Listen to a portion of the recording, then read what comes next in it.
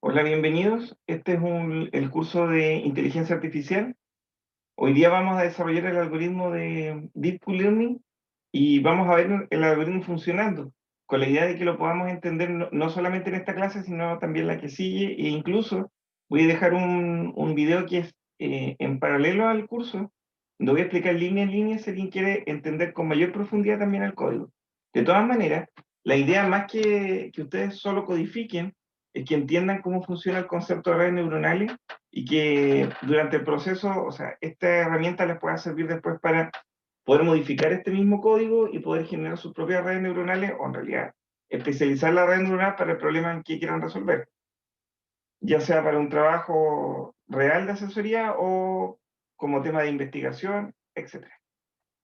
Entonces vamos hoy día a revisar un poco el material. Yo les voy a sugerir que si no han podido estar en todas las clases, revisen las clases previas, al menos la de las redes neuronales, luego la donde entregamos el caso para que puedan entender lo que viene ahora y lo que va a venir la próxima clase. Ya,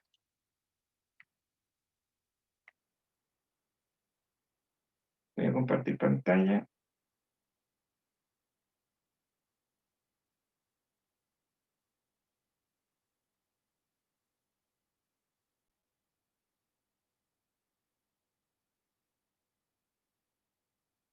Acá está, perfecto. Aquí y aquí. Ya. Solución de inteligencia artificial. La solución que vamos a emplear para resolver el problema de inteligencia artificial tiene que ver con Deep Learning. Ya algo enunciamos en las clases previas. Para resolver esto vamos a ver un poco del concepto de Deep Learning, de qué se trata, cómo aprende el algoritmo. También vamos a ver un poco de cómo el algoritmo también actúa. Vamos a introducir el concepto de experiencia replay y vamos a hablar acerca de la política de selección de la acción, para finalmente terminar mostrando el algoritmo y más o menos cómo este opera. Sin analizarlo en profundidad, porque eso lo vamos a hacer en la próxima clase. Ya. En relación al Deep Learning, esto ya estaba en una de las clases pasadas, así que lo voy a pasar solamente. Aquí está la forma en que se implementa el algoritmo. Esto va a ser interesante porque lo vamos a volver a revisar luego. Sale cada uno de los pasos que se siguen. Y si ustedes miran un poco acá, se parece mucho allá lo que hemos hecho en la primera actividad cuando trabajamos con Q-Learning sin este aprendizaje profundo. Eh,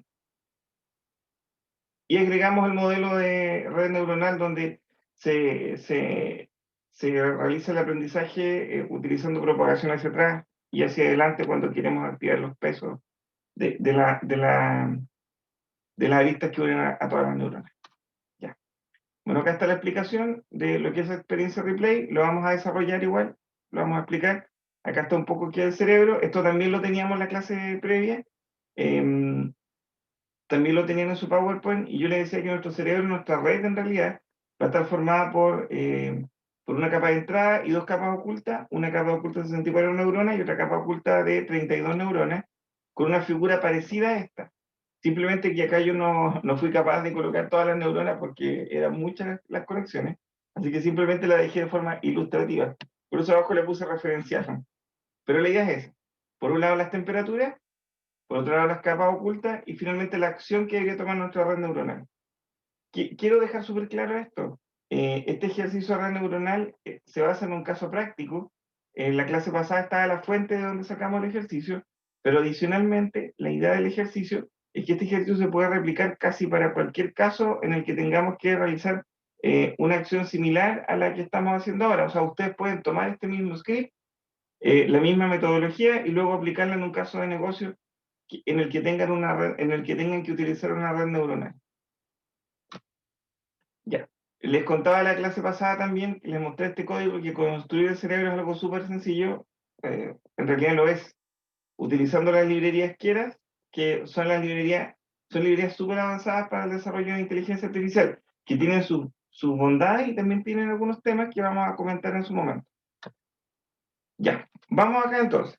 Ya. Lo anterior todo lo habíamos visto, por eso lo pasé un poquito rápido, pero esto es simplemente para que tengamos una analogía con la que ya hemos visto y para que se entienda un poco el proceso que estamos realizando. A ver, acá. Por ejemplo, cuando nosotros realizamos el ejercicio previo, el primer caso de estudio, nosotros nos movíamos en un entorno bidireccional. O sea, en realidad es simplemente para que entiendan cómo opera el modelo. Por ejemplo, si quisiéramos estar en esa casilla, nosotros teníamos que ubicarnos en el punto 1.3 y ahí estábamos en esa casilla. Si nos queríamos mover a esta casilla, estábamos en el punto, disculpe, X, claro, 2.3 y así sucesivamente. Por lo tanto, para dos variables, yo podía obtener la posición de donde se encontraba este objeto, que era nuestro inteligencia artificial, nuestro robot. Lo explicamos en la pizarra y desarrollamos un ejercicio y luego encontramos, ¿se acuerdan la ruta óptima? Perfecto. Esto mismo yo lo puedo representar, o sea, yo lo podría hacer utilizando una red neuronal. ¿Cómo?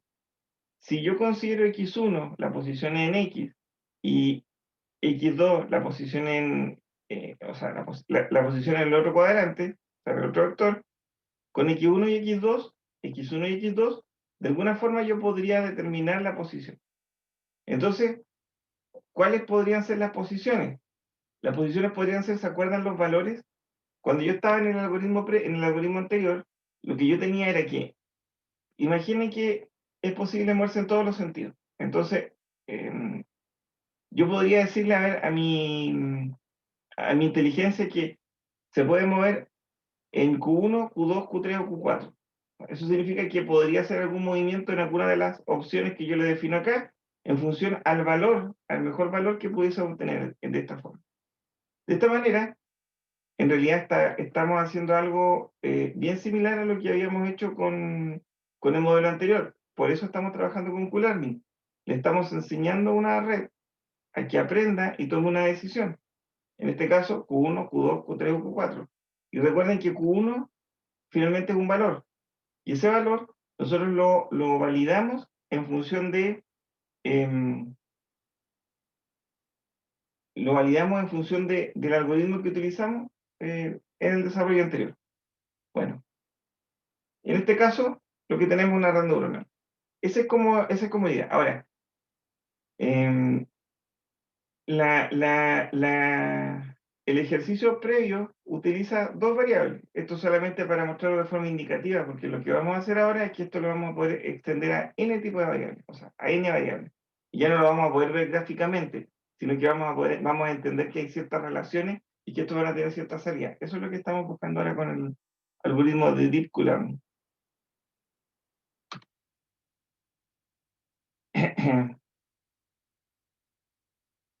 X1, X2, yo tomo una decisión Q1, Q2, Q3 o Q4. Y ya recuerden que es Q1, Q2, Q3 o Q4 porque esas de alguna manera ya las convertimos en valor, en algún número. Porque las redes neurales trabajan con números. Así que esa es la idea. Entonces, ¿qué es lo que vamos a hacer acá? Lo que nosotros vamos a hacer es que vamos a tener un valor Q1 eh, que lo vamos a validar o lo vamos a evaluar contra el QTarget 1, que es el valor que yo en realidad sé que se puede mover. O sea, el valor que yo pronostico más el original. Eso lo hacemos para cada uno de estos. Luego, aplicando una ecuación, por ejemplo, el Q menos target menos el Q, que es el valor que está acá, al cuadrado, yo puedo tener cuál es el error que yo tengo en esta aproximación. Y ahora con ese error, yo lo que hago es que hago una propagación hacia atrás en la red neuronal para que la red vuelva a cambiar los pesos de estas aristas. Al cambiar los pesos de la arista, yo estoy reconfigurando mi red. Cada vez que yo hago esta propagación hacia atrás para mejorar, disminuir hacer que este sea más óptimo, yo lo que estoy haciendo es reconfigurar mi red y al poder reconfigurar mi red, yo estoy haciendo que mi red aprenda. Entonces lo que está ocurriendo acá es el proceso de aprendizaje. Eso es lo que hace una red neuronal y es más o menos lo que ya hemos visto en las clases previas, ahora lo estamos simplificando para entender un poco el modelo. ¿Y cómo lo vamos a medir? Con una función de pérdida que así se denomina.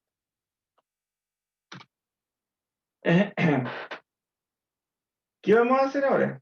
Ahora, por ejemplo, lo que vamos a hacer es que vamos a realizar una actuación. O sea, nuestra red neuronal aprendió eh, y ahora en función a ese aprendizaje, nosotros vamos a determinar cómo vamos a actuar. La actuación consiste principalmente en poder elegir alguna de las variables de salida, o sea, algunos de los targets con los que yo voy a tomar una decisión. En este caso podría ser que me mueva arriba, abajo, al lado, esto simplemente para hacer analogía. Si pensamos en el Yoshi, que teníamos como inteligencia artificial, en nuestro caso era que se pudiese mover arriba, abajo, a un lado o al otro lado, y de esa manera moverse dentro de los cuadrantes. Entonces, ¿cuál es su mejor opción?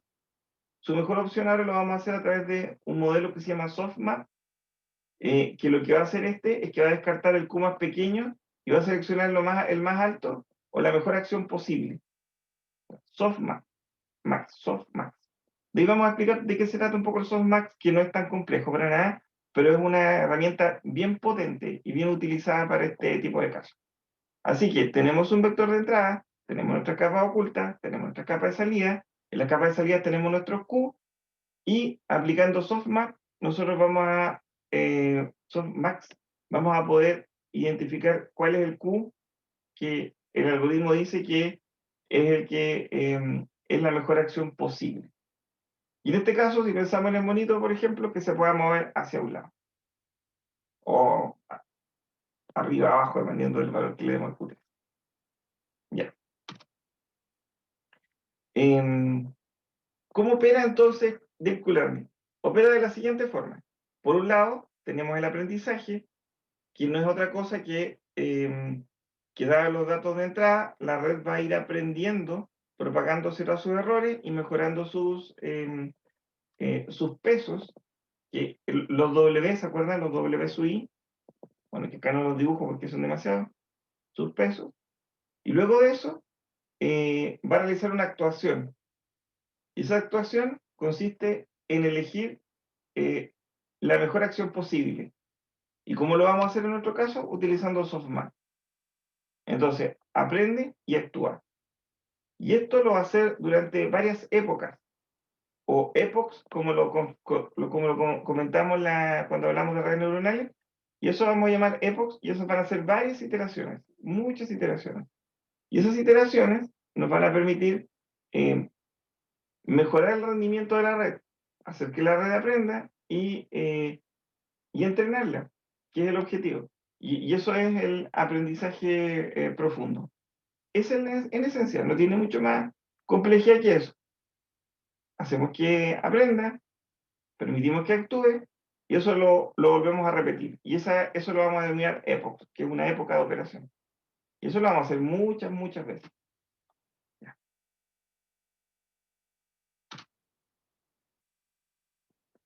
Vamos a ver un concepto que se llama experiencia replay.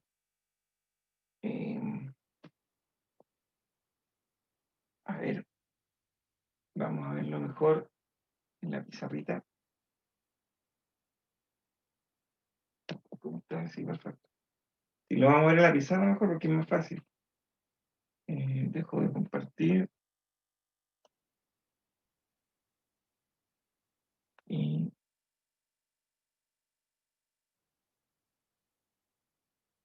voy a explicar el concepto para que quede claro. Después la matemática igual se las voy a dejar disponible. Pero lo interesante de experiencia replay es que es un tema bien entretenido. A ver, por ejemplo, ¿me veo? Ya.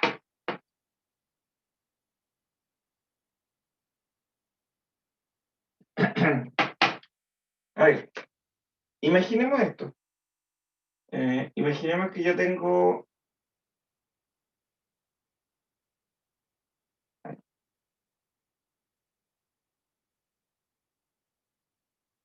me quedó muy... No, no me gustó. Vamos a hacer la vuelta mejor, mejor. Hacer más pronuncia. De aquí les voy a explicar. Vamos a hacer así.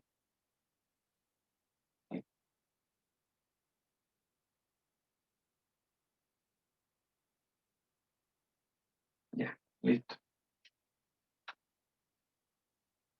¿Se ve? Ya. Y ahora con esto. Ya. Imaginemos el mismo ejemplo que teníamos para nuestro amigo Yoshi en dos dimensiones. Bien sencillo. Dos dimensiones. Una X y una Y. Entonces nosotros en función a x1, y2, lo que vamos a hacer es que en dos dimensiones vamos a mover un objeto. Ese objeto. Ese objeto lo vamos a mover a través de este camino basándonos en x1 y en x2. Vamos a mover x1 y x2 y vamos a hacer que este objeto se mueva. Entonces, para que este objeto se mueva, lo que nosotros deberíamos hacer es, bueno, recuerden que en realidad yo conozco el estado en que me encuentro y no conozco más allá. O sea, conozco mi siguiente estado. La misma cosa que teníamos con el Q-Learning cuando revisamos el modelo previo. Y el desafío es que este objeto pueda llegar hasta acá al final sin tocar los bordes. Si a alguien le interesa temas de electromovilidad, pero más avanzado con inteligencia artificial o vehículos autónomos, este es el ejercicio. Podemos agregarle más variables, pero es el mismo. Cuando los vehículos autónomos se tienen que mover, lo que ellos tienen que hacer es colocar ciertas restricciones, y una de las restricciones es que no choque con los bordes de la carretera. Ese es el ejercicio, el mismo. Entonces, simplificándolo un poco y permitiendo que el objeto se pueda mover en dos dimensiones, x1, x2, se pueda mover tanto para arriba, para el lado, bueno, como es un plano nomás, va a ser más fácil. Yo voy a tener que hacer que se mueva hasta que llegue al final. Entonces, recuerden que la red neuronal lo que hace es que ustedes tienen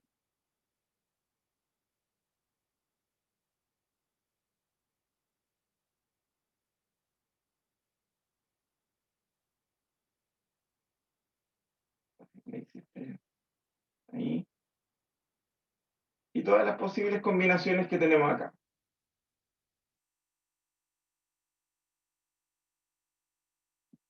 Ahí está.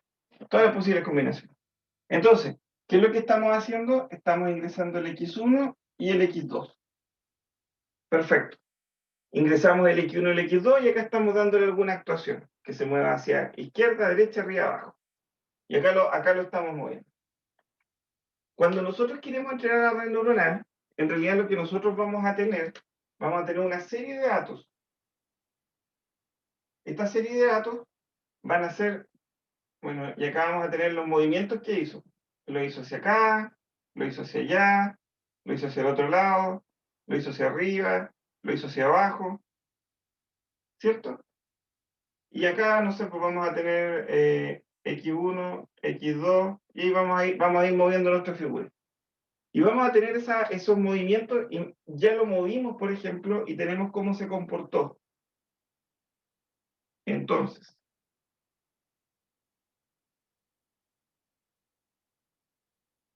todo esto para explicar lo siguiente. Si yo quiero que mi red neuronal, esa que está ahí, aprenda, lo que yo tengo es comenzar a hacer pruebas con este robot, o con este móvil, o con este objeto, y es moverlo a través de la red.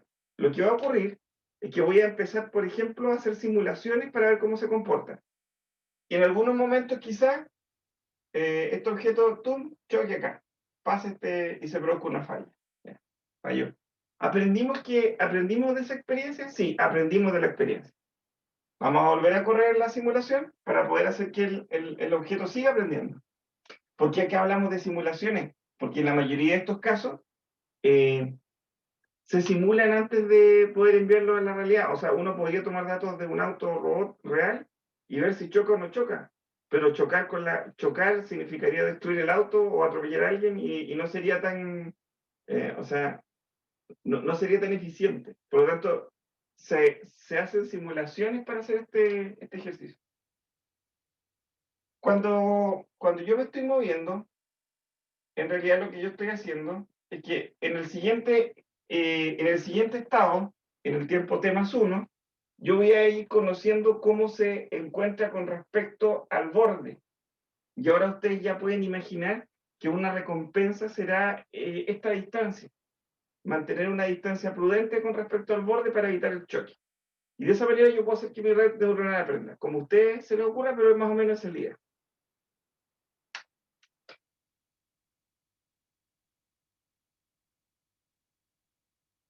Voy a alargar esto acá y voy a decir que esto se sube el derechito. Imaginen que su móvil está acá. Si su móvil está acá y durante todo este trayecto hay una línea recta, ¿cuánto aprenderá la red neuronal si yo le estoy entregando cada instante de tiempo la misma información? Es decir, tengo una línea recta y le estoy entregando a la neuronal lo mismo, haz lo mismo. Estos son los datos. Y va haciendo lo mismo, va haciendo lo mismo, va haciendo lo mismo. Parece que este comportamiento es muy similar durante todo este tramo. Acá cambia, porque hay una curva. ¿Qué es lo que se dice acá? Acá se dice que la red neuronal está tratando de aprender, pero pareciera que esta experiencia se repite. Experiencia replay. Ahora, como la experiencia se vuelve a repetir, ¿qué es lo que ocurre? Que nosotros podríamos decir que en ciertas condiciones o cuando tengamos ciertos patrones, nosotros no necesariamente tenemos que volver a entrenar la red. O no tenemos que usar esa información para entrenar la red porque podríamos estar sobreajustando algunos pesos de la red de forma no adecuada, porque no estamos entregando variaciones de comportamiento que permiten que la red aprenda. Entonces, lo que se hace generalmente es que en estos puntos se aplica experiencia replay. Y de esa forma, cuando yo tengo patrones de comportamiento similares, yo aplico el mismo algoritmo. O sea, mantengo el auto moviéndose en línea recta. Acá podría ser algo parecido y acá ya cambia porque hay aprendizaje. Entonces, el concepto de experiencia replay es algo que nosotros igual usamos como seres humanos bien a diario. Generalmente, cuando tenemos que tomar alguna decisión, nosotros validamos algunas variables, esas variables las inyectamos en nuestras neuronas, o sea, llegan a una capa de entrada, esas neuronas se conectan con otras a través de sinapsis y luego producen una acción finalmente. Pero cuando son cosas que son repetitivas, en realidad no hacemos ese procesamiento. Trabajamos basado en patrones y el comportamiento es más o menos el mismo que resuelve un problema de forma más rápida y más eficiente en nuestro cerebro. Eso mismo tiene que ver con la experiencia replay. Y la experiencia replay es nada más que mejorar el uso de la red neuronal e incluso mejorar su modelo de aprendizaje, porque si siguiéramos, si siguiéramos este patrón y cuando los Q, por ejemplo, son los mismos, la salida, no estaríamos entregando información útil a la red neuronal para que aprenda. Esa es la idea de la experiencia replay. Espero que se haya entendido.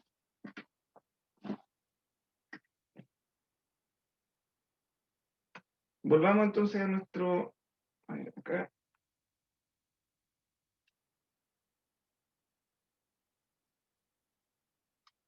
Compartamos pantalla nueva.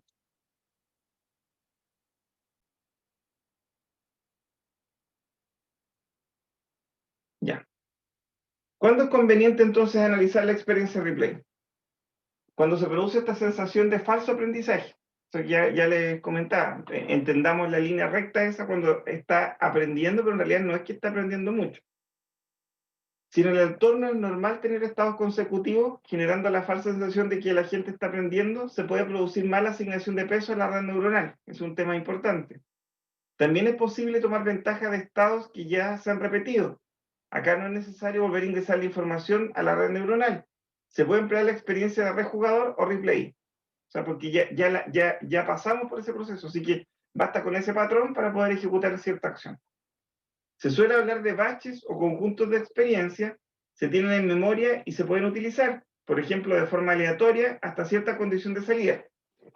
Es decir, cuando, por ejemplo, se producen ciertas variaciones, imaginemos nuestro caso ahora, en el caso de estudio.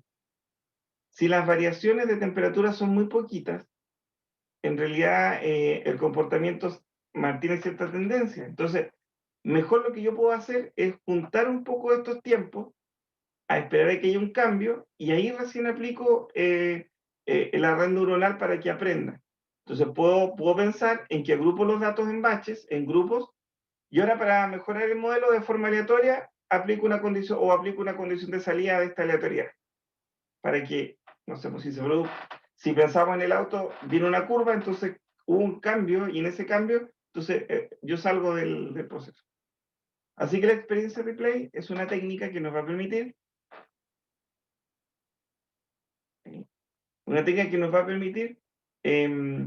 primero, mejorar esta sensación de falso aprendizaje, y después aprovecharnos de experiencias que ya conocemos a través de lo que se denomina rejugador. Bien, esa es la experiencia replay. Yo creo que el caso del automóvil es el que se entiende más claro, y con eso ya tienen que hacer la analogía y tratar de ver cómo funciona acá. Así que si tienen alguna duda, vuelvan al video y revisen la explicación en la pizarra. Vamos.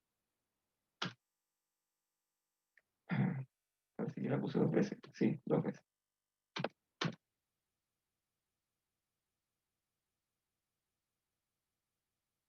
Ahora sí. Luego de esto, lo que nosotros vamos a tener que ejecutar, primero la red nuestra va a aprender, después va a tener que realizar alguna actuación, y esta actuación es elegir alguna de las salidas. Ya comentamos rápidamente que lo íbamos a hacer a través de softmax. ¿Pero qué es softmax? Softmax es un algoritmo de varios. Por ejemplo, tenemos el epsilon Grady, el epsilon soft de 1 menos epsilon, que es la antítesis del epsilon Grady, y el softmax, que es una mezcla de ambos. Se lo explico rápido, no son para nada complejos, pero son muy útiles. Entonces, por ejemplo, nosotros tenemos nuestra red neuronal.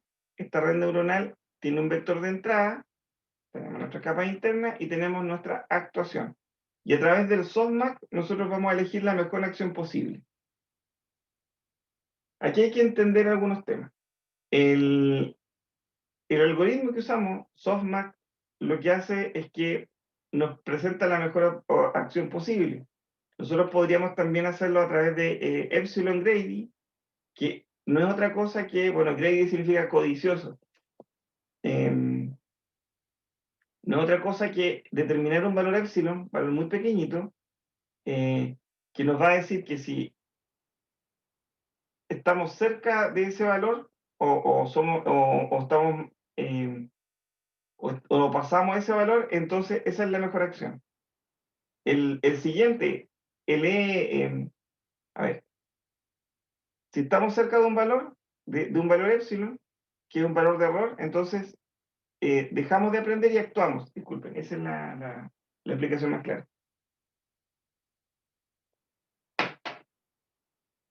Estamos calculando, por ejemplo, un error, o estamos calculando un porcentaje de posibilidad de que algo sea mejor que otro, y cuando nosotros le damos un valor y ese valor lo pasamos, entonces actuamos.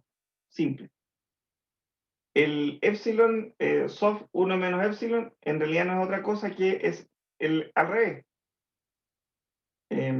Cuando, cuando uno está por llegar y el otro es cuando nos pasamos. Mayor y menor, en realidad es el día. Y el softmax lo que hace es que en realidad no es una acción binaria basada en el epsilon, sino que nos entrega unos porcentajes. Bueno, lo vamos a ver ahora. Antes de pasar a eso, cuando uno, por ejemplo, independiente del algoritmo que use para tomar la decisión de cuál es mi mejor acción, utiliza una acción, como digo yo, así como binaria, que es mejor este o este otro, en realidad no es binaria, es más de una, pero elige solo una acción, elige solo uno, estamos perdiendo de alguna forma algo de información.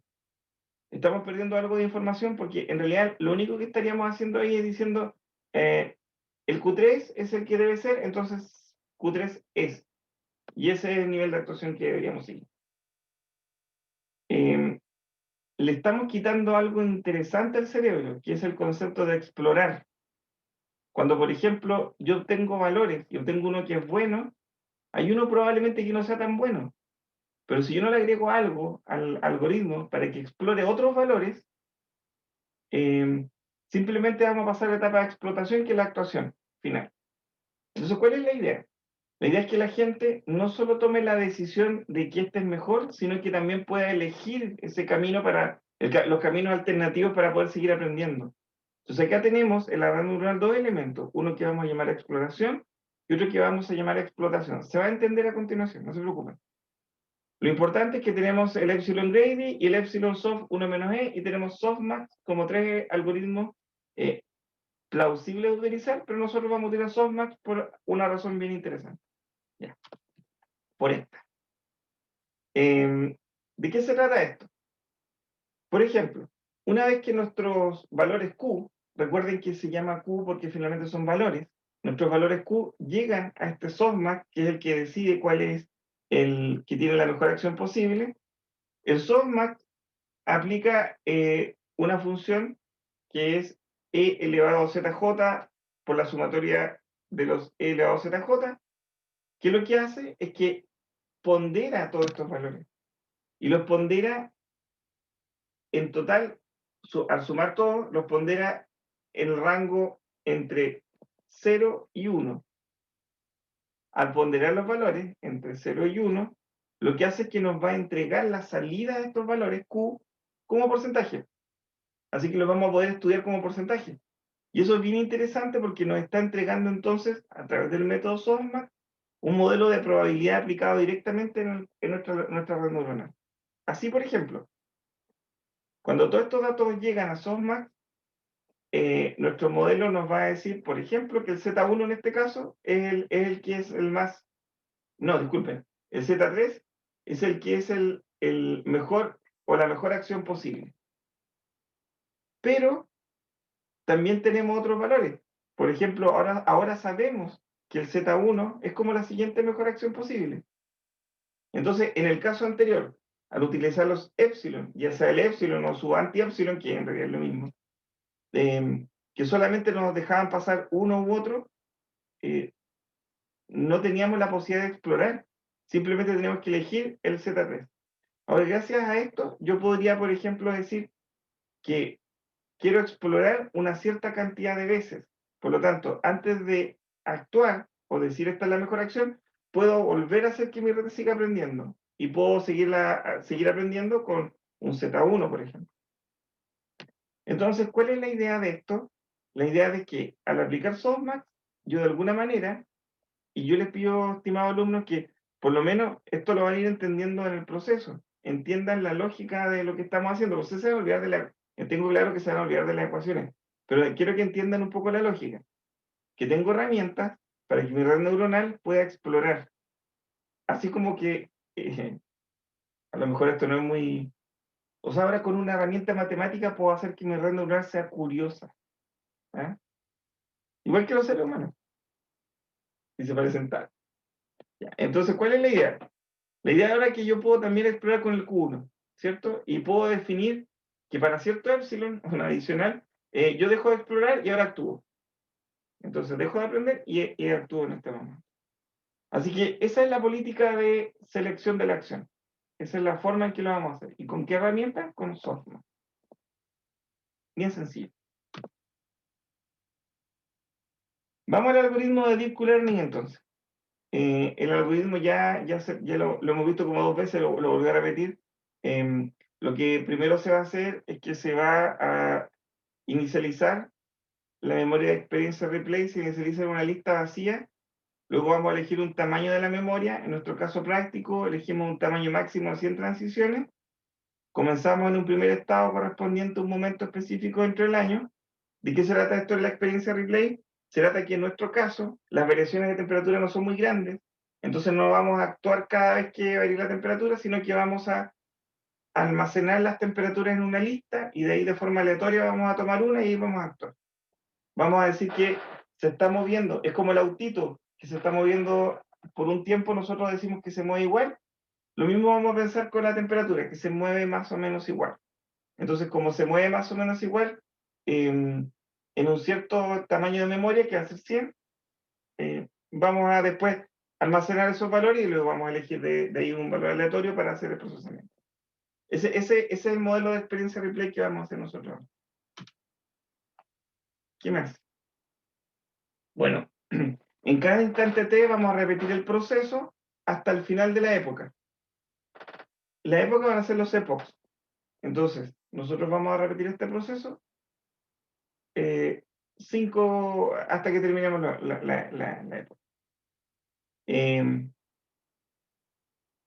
La época va a ser 5 meses en nuestra implementación. Bueno, ¿qué vamos a hacer? Vamos a predecir los escudos del estado actual. Después vamos a ejecutar la acción que corresponde al máximo de estos valores. Luego vamos a obtener una recompensa. Si se dan cuenta, es lo mismo que hemos hecho hasta ahora, es la misma receta. Luego vamos a ver cómo alcanzamos el siguiente estado, el ST más 1, y luego vamos a añadir la transición actual a un vector que va a ser ST, DT, RDT, ST más 1. Y esa va a ser nuestra memoria. Ahí la vamos a almacenar. Le vamos a llegar una memoria a esta red neuronal. Y ahí la tenemos. Ese es el estado 5. Después, finalmente, en el estado 6, vamos a seleccionar un bloque de transiciones al azar. De las transiciones, de todas estas, vamos a obtener las predicciones, vamos a obtener los objetivos, vamos a calcular la pérdida para esos objetivos, que es comparar los resultados finales, ¿cierto? Luego vamos a propagar el error de pérdida a través de la red usando backpropagation o propagación hacia atrás. Y, bueno, y finalmente vamos a estar listos para implementar nuestro algoritmo. Porque lo que hemos hecho es hacer que la red neuronal aprenda y actúe. ¿Y cuántas veces? Todas las veces necesarias a través de varios epochs de procesamiento. Ya. ¿Cómo se implementa esto en Python? Utilizando una librería que se llama Keras, que nos va a simplificar mucho el proceso. La implementación la vamos a dividir en 5 partes. Hoy día les voy a mostrar 4, pero solo se las voy a mostrar, no se las voy a explicar en detalle, solo se las voy a mostrar. Les voy a pedir que no se, ¿cómo se llama? No se preocupen por la cantidad de líneas de código, porque no es relevante. Son varias líneas de código. Voy a explicarles cada una, no necesariamente para el curso, no interesa que se aprenda la línea de código para nada, sí que entiendan dónde están para que las puedan modificar, y más adelante con el uso probablemente le vayan sacando más partido a cada una de las líneas de código.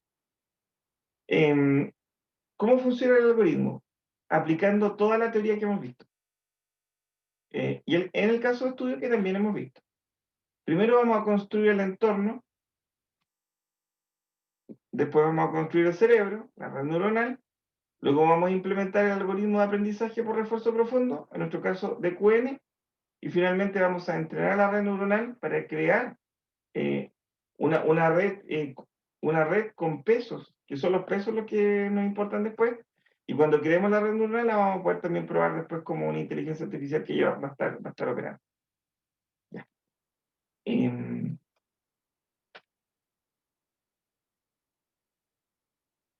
Yo les voy a mostrar el código, el que voy a ir mejorando en realidad con un poco más de comentarios, simplemente hoy día para que lo vean. Voy a andar un poquito acá.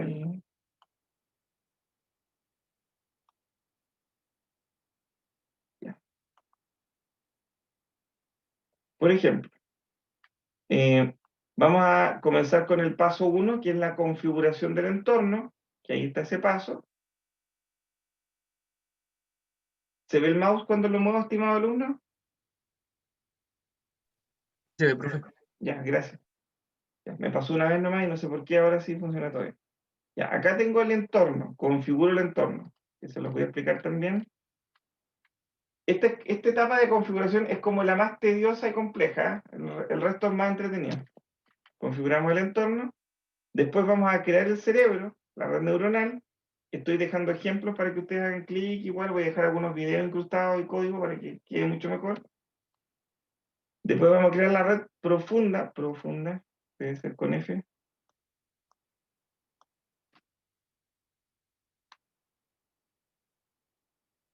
Ahí está. Va, queda un bloque de familia. No, ya. Acá creamos la red profunda y me comí no importa, por ahora. En el 4 realizamos el entrenamiento. Entonces, los pasos. Configuramos el entorno. Después, creamos la red neuronal. Después, creamos la red profunda, el algoritmo. Y finalmente la entrenamos. 4. El último paso, el quinto, es donde la vamos a aplicar y eso lo vamos a ver en la próxima clase. Ahora, más o menos, porque esto lo vamos a desarrollar con mejor detalle, como yo les cuento, igual les voy a dejar casi línea por línea para que se pueda explicar más adelante. En la inicialización del entorno, nosotros vamos a utilizar un concepto que se llama, bueno, en realidad en todo el algoritmo vamos a crear clases.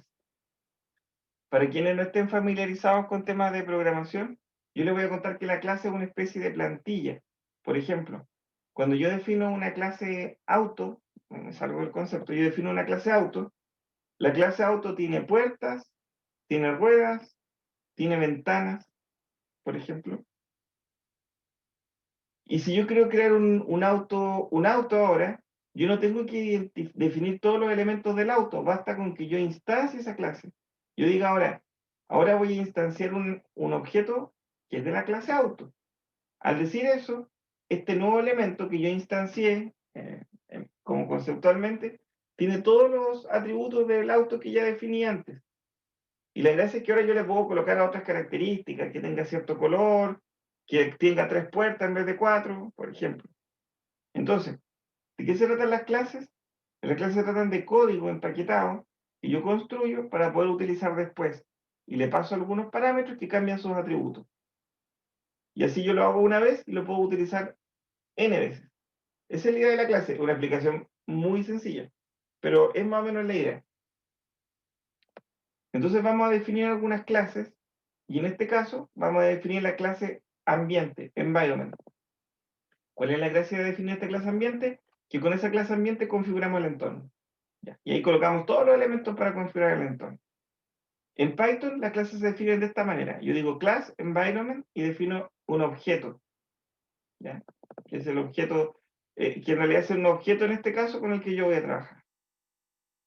Yo esta clase puedo definir sus parámetros de entrada a través de lo que se denomina constructor. No se preocupen por los nombres, si es más sencillo de lo que parece. La programación a veces le coloca nombres muy lindos, pero en realidad no es tan complejo. ¿Y cómo hago eso? Yo lo defino a través de una función especial que se llama init. Así que yo defino un valor init al que yo puedo acceder con esta variable reservada. Es una variable reservada nomás, piensen que eso se llama self. Con esta variable reservada después yo puedo ingresar a cada uno de estos valores dentro de la función. Así que yo aquí defino, por ejemplo, la temperatura óptima. ¿Se acuerdan que la temperatura óptima vive entre los 18 y los 24 grados? Bueno, acá la defino. Y la defino porque cuando creo mi ambiente, el valor inicial va a ser ese, mi temperatura óptima. También yo puedo definir el mes de inicio, en este caso 0. Podría ser cualquier mes de inicio, ¿eh? Podría la simulación partir en el mes 3 o en el mes 4, pero para este caso, como por defecto, vamos a definir que parte en el mes 0. ¿Para qué me sirve el mes de inicio? El mes de inicio me sirve porque recuerden que de los valores que le ingresamos a nuestra simulación, a nuestro caso, está la temperatura exterior. Entonces lo que se hace es que se calcula un promedio de la temperatura durante ese mes para ver cuánta energía tengo que aplicarle al servidor para que baje la temperatura. Por lo tanto, si la temperatura en ese mes fue de 30 grados, es distinto a que ese mes haya habido una temperatura de 2 grados en promedio, porque es distinta la cantidad de energía que hay que aplicar para bajar la cantidad de temperatura de la sala de servidores, o sea, de cada servidor en específico. Ya. Entonces el mes nos permite dar eso. Luego vamos a definir un valor inicial de usuarios, que en este caso era 10, que también estaba en nuestro caso, y un valor inicial de velocidad de transferencia de los datos, que en este caso era 60 gigas, pongamos. ¿Ya? Luego, yo presiono, hago 2 puntos, y lo que yo hago ahí es que comienzo a armar mi clase. Ya la definí inicialmente con estas variables, que son variables de inicialización. Cada vez que yo instancio una clase, es como decir esto. Cada vez que yo creo un objeto auto, yo digo voy a crear un auto, el auto va a tener estas variables iniciales, que podrían ser, todo el auto tiene 4 ruedas, entonces ruedas 4. Ahora después yo lo puedo modificar, sí, pero parten teniendo 4 parámetros. Listo. Ya. Y luego hago definiciones de variables. Por ejemplo, aquí coloqué la temperatura atmosférica mensual. Como yo la conocía, o sea, como se conoce para el ejercicio, en este caso se agrega y se identifica de esta manera. Hay 12 temperaturas, por lo tanto son los 12 meses, que son las temperaturas promedio durante los 12 meses que uno pudo calcular previamente. Luego vamos a decir cuál es el mes inicial. En este caso nosotros vamos a decir que el mes inicial es initial month, que es el mes que yo le paso como parámetro. Por defecto es el 0, pero yo también podría pasarle otro parámetro. Si yo, en lugar de pasar otro parámetro acá, cuando yo llamo a mi objeto, cambia ese valor que está ahí. Luego defino la temperatura atmosférica, también defino la temperatura óptima, defino la temperatura mínima. ¿Se acuerdan que había un valor mínimo antes de que el servidor se congele? La temperatura máxima, después de los 80 grados, el servidor se enfrió, se repitieron todas las soldaduras y murió el servidor después de 80 grados. También tengo el número mínimo de usuarios, tengo el máximo número de usuarios que puede tener el servidor, tengo como la tasa de cambio de los usuarios, que en realidad va a crecer de a 5, no va a crecer de a 1, no queda 5. O sea, van a haber 5 más o 5 menos. También tengo la velocidad de transferencia de datos, el rate de data, el mínimo, el máximo, y también tengo la tasa de cambio de los datos, que va a ser de a 10 como unidad. Todo esto lo definimos en la clase previa cuando hablamos del caso. Ahí está y lo estamos escribiendo. Entonces luego vamos a inicializar ciertas variables, initial number user, que va a ser con el valor de usuarios con el que vamos a partir, y vamos a crear una variable que va a ser la que vamos a ir actualizando, que es el current number user, los usuarios actuales en el servidor. Hacemos lo mismo con la velocidad de transferencia y aparece también la variable current rate data, que es la que vamos a ir actualizando también. Esto es lo mismo que hicimos en la clase teórica, así que les pido que revisen el video y miren este también para que vayan viendo qué está ocurriendo. En el PowerPoint también hay material disponible. Bueno, luego vamos a, recuerden que utilizamos una función de regresión que la habíamos estimado, simplemente para ver la temperatura intrínseca, la temperatura que tiene el servidor, ¿cierto? El servidor de análisis. Y esa va a ser igual a la temperatura atmosférica más 1,25 por la cantidad actual de usuarios, más 1,25 por la velocidad de transferencia, y eso nos da la temperatura del servidor. Esa ecuación la tenemos ahí. Y luego, cuando no se ha ejecutado ninguna acción, ¿cuál va a ser la temperatura de la inteligencia artificial cuando no ha pasado nada? La misma temperatura intrínseca. ¿Cuál va a ser la temperatura sin inteligencia artificial? Se le va a asignar un valor. Vamos a decir que es como la temperatura media, entre la óptima, que es la mínima y la máxima, partido por 2. La temperatura media va a ser cuando no hay ninguna cosa. Asignaciones para comenzar. Después la energía total que consumiría la inteligencia artificial y la energía que estaríamos sin inteligencia artificial, partimos en 0. Estamos solo inicializando. Y acá lo que vamos a hacer es la recompensa, 0. Vamos a agregar una función de game over, es decir, que va a ser nuestra función de salida. Nosotros vamos a estar, cuando aparezca game over, fin del juego, nosotros vamos a dejar de iterar.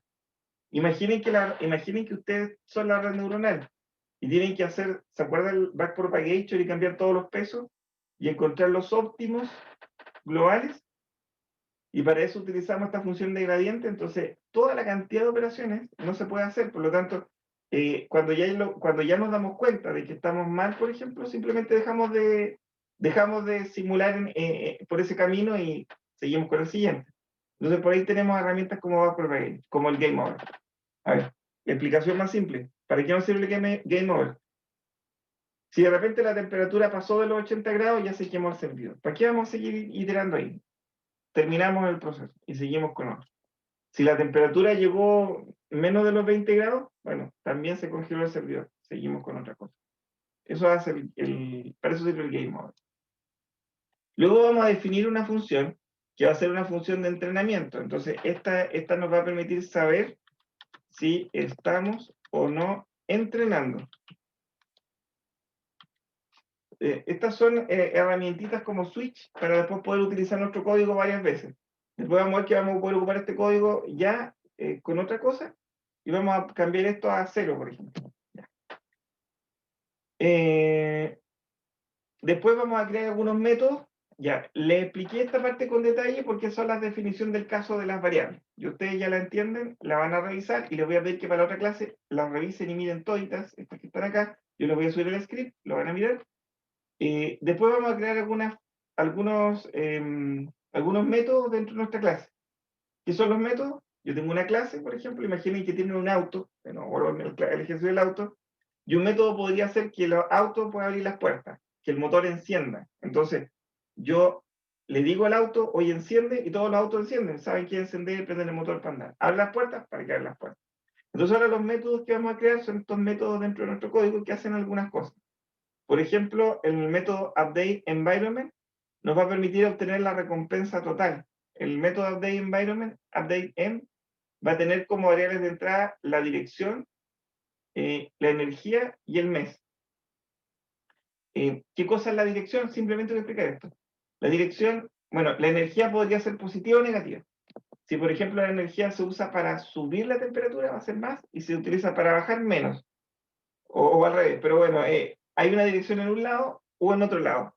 Si el valor viene positivo, tiene una dirección, y si tiene negativo, viene otra. Entonces podemos darle un valor de 1, 0, ¿cierto? Y entender si sube o baja. Porque lo que nos interesa es entender la energía en valor absoluto. Y luego el mes, que es el valor importante, porque ahí vamos a tener otro atributo de qué tipo de temperatura es. ¿Ya? Y con eso actualizamos la recompensa, y no les voy a explicar el código completo, pero finalmente se devuelve un return que retorna de la función el siguiente estado, la recompensa y si hay o no un game over. Esto nos va a decir si el servidor se quemó o el servidor se congeló. Si se congeló, el game over va a ser verdadero y ya vamos a tener ese dato fuera. Y vamos a tener la recompensa a eso, que va a ser un castigo, y vamos a tener el siguiente estado para poder seguir utilizando nuestro algoritmo. Bueno, vamos a tener también una función reset que reinicia el entorno. Vamos a tener un método que entrega en cualquier instante de tiempo el estado actual, la última recompensa y el valor de game over, que nos va a pedir mirar, observar. Entonces, ese es el entorno. Listo. Lo vamos a desarrollar con mejor detalle, pero la idea es que ustedes vean tarea que da para que ustedes vean las variables y vean el entorno que definimos como teórico. Me apuro, ya estoy por terminar. Entonces eso ya está listo. Y ahora lo que voy a hacer acá es que lo voy a ejecutar. Perfecto. Listo. El siguiente paso es que creamos el cerebro. Miren esto súper simple. Igual lo vamos a ver bien con detalle en otra clase. ¿Cómo creamos el cerebro? Utilizando la librería Keras Layer. Aquí está que es Keras, si hay algún ejemplo de esto. Aquí construimos nuestro cerebro y mírenlo entretenido. Acá vamos a decirle cuántas neuronas tiene la capa oculta. Acá vamos a decir cuántos estados tiene la capa de entrada, 3, cuántas neuronas tiene la capa oculta, cuántas tiene la segunda capa oculta y cuáles van a ser nuestros Q, que es la capa de salida, ¿cierto? Aquí vamos a aplicar una función sigmoidea, y acá vamos a aplicar en la capa de salida softmax. Mírenlo, esto es genial, tiene una abstracción que es espectacular, lo único sí es que tiene unos peros, y eso lo vamos a conversar en la próxima clase. Ya. Y vamos a armar la red, entonces el cerebro acá, lo ejecuto, luego vamos a crear la red profunda, todavía no puedo escribir profunda, a ver, puse una imagen, a ver, profunda, ahí sí, oh, me costó, listo. Luego creamos la red profunda, vamos a utilizar función numpy, la vamos a usar de nuevo por acá, la vamos a crear, listo, y la creamos la red profunda, el algoritmo que hace todo. Ya. ¿Quién se da cuenta que no es mucho? Y luego lo que vamos a hacer es entrenar nuestra red. Y esta es la parte que consume recursos, porque imagínense la red ahora tratando de ver los pesos con todos los datos que le dimos, eso lo hace ahora. Ya, lo que yo voy a hacer acá es que en teoría este debería estar acá, pero lo dejamos acá porque quiero que vean, no alcanzamos a ver cómo procesa, pero miren, ahora sí. Y ahora vamos a hacer el entrenamiento. Ya. Ahí sí. Ahí sí. Miren, miren cómo se ve, miren lo bonito que ocurre acá. No, aquí me faltó algo. Espera, aquí pasó algo. A ver, lo voy a correr de nuevo. Ya, está. Está. Está. Y ahora sí. Vamos a borrar esto acá.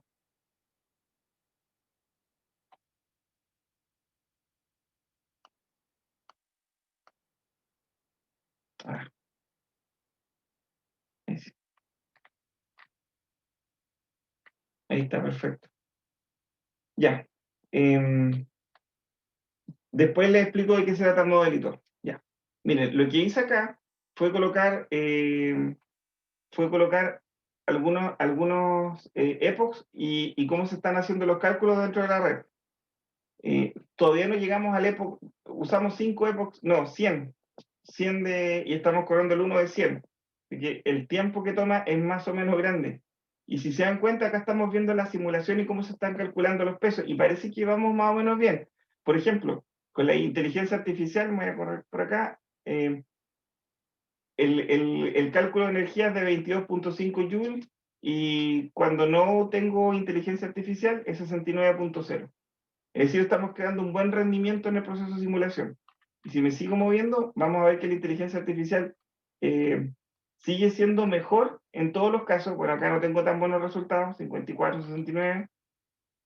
Ya, aquí ya estoy teniendo el mismo valor. Acá ya no está siendo tan óptima el camino que tomó. Incluso acá, si se dan cuenta, acá se pasó. Ya. Esto lo que está haciendo es que la red está aprendiendo. Recién está generando todos esos pesos dentro de su modelo. Hasta ahí nomás. Y eso toma bastante tiempo. Ahí está. Y esto en realidad yo les mostré ahí porque en realidad lo que deberíamos ver es esto. Lo deberíamos ver ahí. Si no alcanzar a verlo con la clase. Y ahora está pensando y está armando la red. Y se va a tomar su tiempo. Como esto toma un buen tiempo, pueden ser minutos, horas, hasta días, dependiendo del tipo de red. Cuando esto opera, cuando esto termina, lo que nosotros hacemos es que se crea un modelo. Y la librería que usamos nosotros, Keras, que también usa TensorFlow por debajo, por si acaso, lo que hace es que yo puedo grabar el modelo creado en un archivo que le puse en este caso model.h5. H5 es la terminación que tiene este sistema. Ese modelo ahora me va a servir, por ejemplo, para llevarlo incluso a un teléfono celular y hacer un algoritmo, cualquier aplicación, sin tener que correr de nuevo la red neuronal. Por eso el modelo de aprendizaje se tiene que hacer en máquinas que generen procesamiento y todo, y después uno puede ocupar ese modelo para programar la aplicación. Ya. Y todavía no llego a correr un epoch acá porque no me aparece, por eso les modifiqué el código para que ustedes vieran cómo se iba moviendo. Ya. Eso es por ahora. Ya. ¿Alguna consulta, estimado alumno? Sé que hay un montón, ¿eh? Si por el tema del código no se preocupen, mi trabajo es tratar de que sea lo más simple posible, de que se pueda entender y después de que puedan utilizar este código. Nos quedan algunas clases más. Eh, Independiente de la cantidad de clases que nos tome, la evaluación va a ser igual como está en el sistema, pero yo les voy a pedir lo que llevemos avanzado nomás, así que no se preocupen por eso. Lo único que les voy a pedir es que para la próxima clase se lean bien las condiciones del caso para que podamos explicar mejor el proceso y después podamos meter mano también en el código. Eso es. A lo mejor les subo el código seccionado para que se concentren en una parte nomás. Le voy a subir la primera parte del entorno. Creo que es lo mejor. ¿Consultas?